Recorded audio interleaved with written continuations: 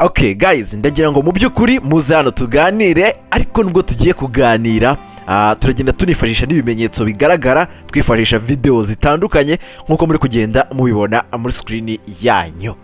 Hanyuma mbere yuko rero tubyinjiramo neza akantu ku kandi, ndagira ngo mbanze mbabwire ko icyo ngiye kuvugaho ni uburyo Nyambo yakorewe ibi birori mu buryo butunguranye, hanyuma ntaze gutumira zimwe mu nshuti ze, aribyo byagiye bigarukaho cyane n'abantu batandukanye. Yewe bamwe bakanavuga bati Nyambo rwose ni gute udatumira umuntu nka Miki nk'umuntu mwabanye, ni gute udatumira umuntu nka Jojo nk'umuntu mukinana mubana mu buzima bwa buri munsi, ba Mama Niyori ndetse n'abandi batandukanye, yewe na Bakiramani n'abantu benshi batatumiwe muri ibi birori bya Nyambo ndetse n'umukunzi we wamwambikaga impeta ya fiançailles. Ukuntu byagenze rero ndagira ngo tubigendanemo akantu ko kandi, uburyo Nyambo yagambaniwe hanyuma akisanga ari we muhigo yarazi ko arimo arahiga. Uti byagenze bite rero? Ngira ngo murabizi niba ukurikira Nyambo cyane ku mbuga nkoranyambaga ze zitandukanye, mu busanzwe ni inshuti ya Bwiza cyane ku rwego rwo hejuru. Hanyuma rero mu minsi iri imbere mikeya, Bwiza afite kuzagira isabukuru y'amavuko, yizihiza imyaka ye 26. Hanyuma rero kubera ko atazayizihiza cyangwa se iyi tariki izagera Bwiza atari mu Rwanda, birashoboka ko nyine azaba ari hanze kubera ko afite ibitaramo agiye kujyamo no kumurika album ye yindi. Rero Bwiza arimo aritegura kuba yava mu Rwanda akagenda. Rero inshuti za Nyambo ndetse n'abandi baraganiriye, bapanze uburyo bashuka Nyambo, niko nabivuga, bamubwira ko bagiye gukorera isabukuru Bwiza, bakamutungura bamubwira bati Nyambo rero turashaka kuba twatungura Bwiza nk'inshuti yawe, ntuzamubwire yuko tuzamutungura tumukorera isabukuru y'amavuko nyine, dore ko ari mu minsi iri imbere, kandi urabona ko imibare igaragaza ko azayigira yaravuye hano mu gihugu cy'u Rwanda. Nyambo rero yabyumvise vuba cyane, aravuga ati nk'umuntu w'inshuti yanjye rero ko byagenda kose ntabwo yagira isabukuru, ntabwo nareka kumutegurira ibintu nk'ibi ngibi ngo tumutungure bigende gutya na gutya. Ubwo ngubwo bamwe mu babwiye Nyambo ibyo ngibyo ni abantu, uyu mukunzi wa Nyambo witwa Uwiragiye Richard yagiye akaganiriza avuga ati no dushaka uburyo twapanga nzambika impeta ya fiançailles Nyambo atabizi, kubera ko uyu muhungu cyangwa se uyu musore umukunzi wa Nyambo yibera muri Australia.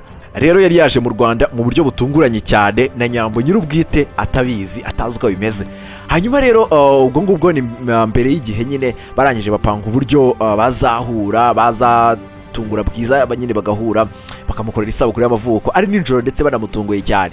Nyambo nawe abyumva vuba cyane, aravuga ati noneho gahunda ni ugushaka uburyo tubitegura, tugategura ibintu byose ko bizakorwa akantu ko kandi, hanyuma ngewe Bwiza mu munshinge nzamubazanira.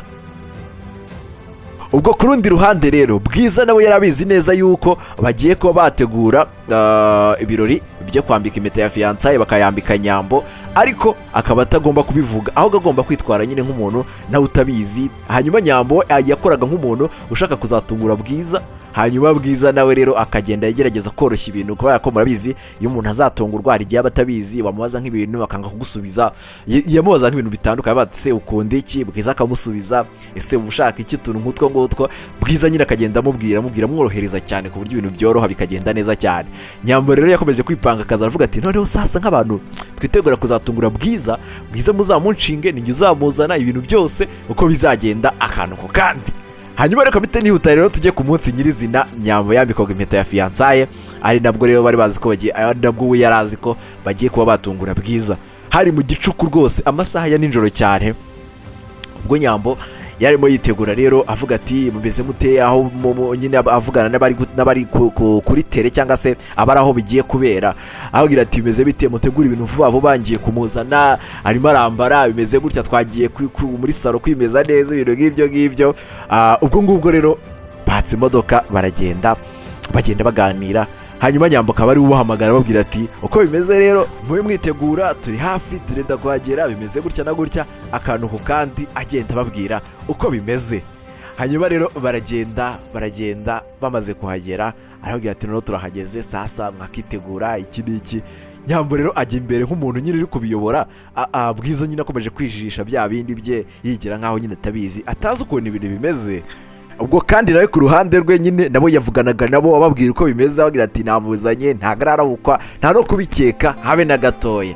Hanyuma barahagenda, bageze rero aho bari bapanze guhurira bakifungura Nyambo akubitwa n'inkuba asanga umukunzi we arahari ndetse aramwiteguye cyane, niko guhita asanga rero uwari umuhigi ahindutse umuhigo. Ku buryo bunatunguranye rero umukunzi we rwose ahita agira gutya kubita n'ivi hasi, arangije amwereka rwose ko ashaka kumwambika impeta ya fiyansaye, amusaba ko yazamubera umukunzi we ibihe byose. Hanyuma Nyambo nawe biramurenga cyane ahita abyemera atazuyaje. Ahangaha rero akaba ariho ngiye guhita nagaruka ku bijyanye n'abantu batumiwe n'abantu bagaragaye cyane mu mafoto agiye atandukanye cyangwa se mu bantu nyine batandukanye, hanyuma bamwe mu byamamare benshi ntibagaragare. Uyu mukunzi wa Nyambo mu bantu yagerageje gutumira harimo umugore wa Rusine, harimo mama wa Nyambo, harimo uwo Bwiza ndetse n'abandi bakeya rwose ab'inshuti za Nyambo, ariko nanone bakaba byoroshye kuba uyu mukunzi wa Nyambo yabageraho, ariko nanone abo bantu byoroshye kuba yabageraho bakaba bari inshuti cyane ku buryo nyine bazapangana ibyo bintu ntibizagere kuri Nyambo. Ni nabyo bintu bagerageje kuba bakwirinda. Uyu mukunzi wa Nyambo rero we icyo yagerageje gukora, yagerageje nyine gushaka abantu nyine ahuza nabo, kuko hari ukuntu ukundana n'umuntu ariko ufite n'abantu b'inshuti ze muvugana, nibo yagerageje kuvugisha rero kugira ngo batanisha surprise. Ngira ngo murabizi ko iyo ushaka gutungura umuntu ubundi cyane ubikora bizwi n'abantu bakeya, iyo ugiye mu bantu benshi birangira bipfuye. Ntihabura umuntu nyine ugira gutya agaca ku ruhande akaba yarabura, kuko Nyambo nyir'ubwite umunsi warinze ugera wa nyawo, nta no kubikeka nta no kubitekereza, abona baramutunguye kabisa. Iyi niyo bita surprise ya nyayo yabayeho yakataraboneka kabisa. Ubwo rero abantu benshi bahise bibaza bati se Nyambo ni gute akoresha ibirori nk'ibi ngibi ntatumira abantu, ni gute ntatumira abantu b'inshuti ze nyine dusanzwe tuzi ko bari inshuti babana mu buzima bwa buri munsi. Ahangaha rero nawe yaratunguwe cyane ku rwego rwo hejuru, ku buryo nawe yagiye anabisegura avugira ati rwose nanjye ntabyo narinzi, nanjye sinzi uko byagenze, nisanze ari uko nguko, kandi nyine umukunzi wanjye ndamukunda, ntabwo rero ngomba kwambara impeta ye ndayambara. Hanyuma n'abandi tuzatumira no mu bindi birori biri imbere, kuko ibyiza biri imbere kandi cyane byiza birushijeho. Hanyuma rero kandi nanone n'inshuti za Nyambo nazo zarabyumvise, zumva ko koko ari ibintu nyine byagakwiye kuba bigenda gutya, nawe agatungurwa n'umukunzi we nyine nawe yabikoze uko yabishakaga. Ni ibintu byahatari, ni ibintu byiza cyane byanatunguye abatari bake, yewe n'abantu bakomeje kugenda bavuga ngo byabereye mu ibanga, ngo bashatse kubisha itangazamakuru. Ntabwo ari ukubisha itangazamakuru ukunda, ahubwo ni ukugira ngo nyine ibintu byabo bigende neza cyane ku rwego rwo hejuru. Iyo baza kuba babisha itangazamakuru nta nubwo baba baratangaje amafoto agiye atandukanye, ndetse n'izo video turi kugenda tubona zitandukanye ntabwo baba barazishyize hanze babyerekana uko byagiye bigenda. Byose rero byakozwe ku bw'agapangu kugira ngo bazamutungure nta n'umuntu n'umwe urabutswe.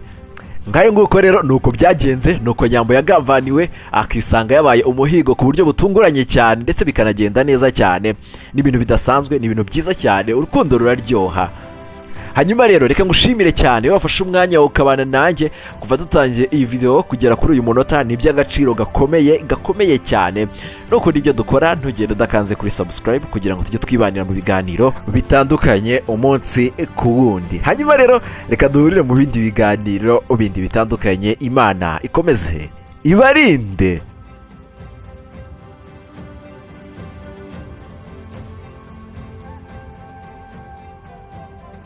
Abzimze.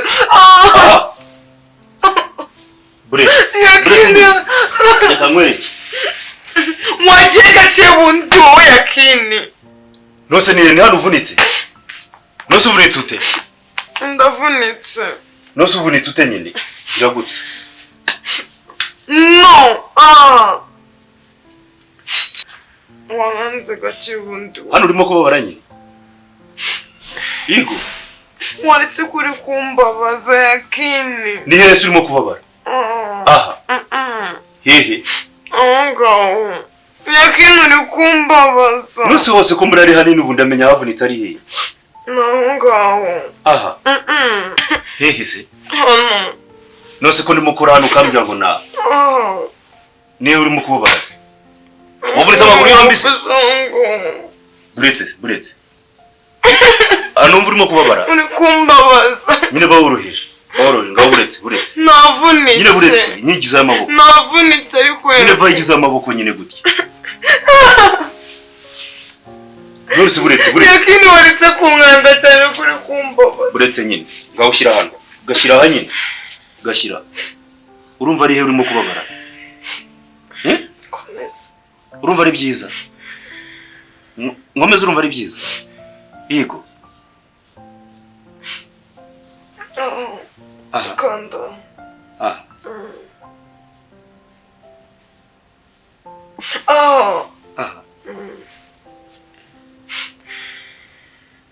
Higa hose ni hanini ntiwamenya aho arwaye n'ahatarwaye aho ngaho kirimo gutitira hose urumva atarimo koroha aho ngaho erega nawe uri munini cyane ntiwamenya ahavunitse n'ahatavunitse hose hose biba bingana ngaho vana intoki ngizayo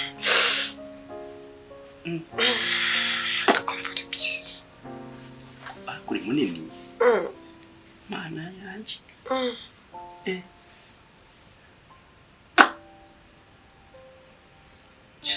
uri cyiza cyo kora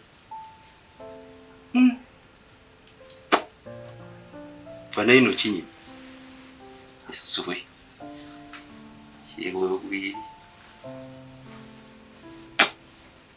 aho ntabwo urimo kubabara naho nyine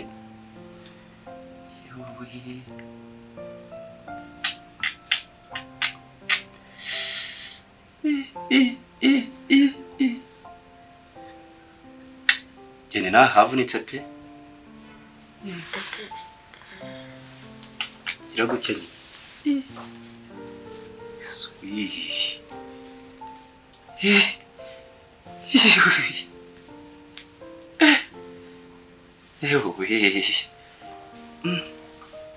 Jene